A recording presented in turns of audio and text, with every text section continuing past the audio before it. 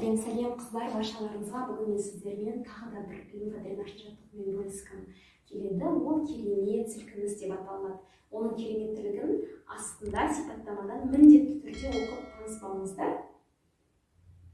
Жасау техникасына көшейік. Тұрған қалыпта аяғымыздың арасы бір аяғымыздың ені ұзындығы емес, енімен бірдей болып тұрады. Міне осылай. Барлық денеміз, бұлшықеттеріміз босаңсыған, негізгі қалыпты еске түсіреміз. Төбеміз жоғары бағытталған, беліміз құлап кетпеген, пресс құлыпталмаған, дегенмен алға да шығып тұрмайды.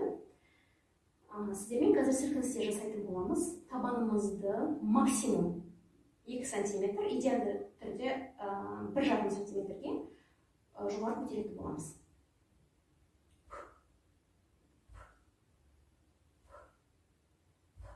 Бұл жаттығуды жасау барысында қыздар қолдармен ойнамаймыз, ешқайда билеп кетпейміз, және де теңселмеуіміз керек.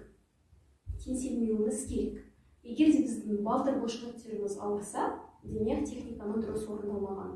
Ешқандай бұлшықет жиырылмау керек.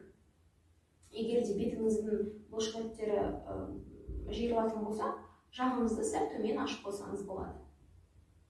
Қайталап айтамын қыздар, басты мақсат бүкіл бұлшықеттеріміздің босаңсыған күйде болуы, әйтпесе жаттығудың ешқандай мәні қалмайды.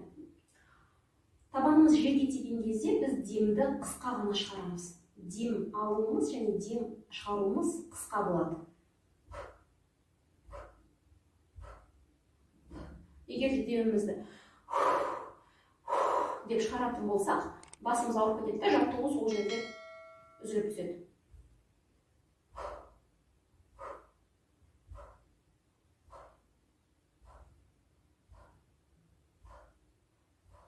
Осылайша таңертең және де кешке 2 минуттан күнде өмір бойы жасап өтеміз.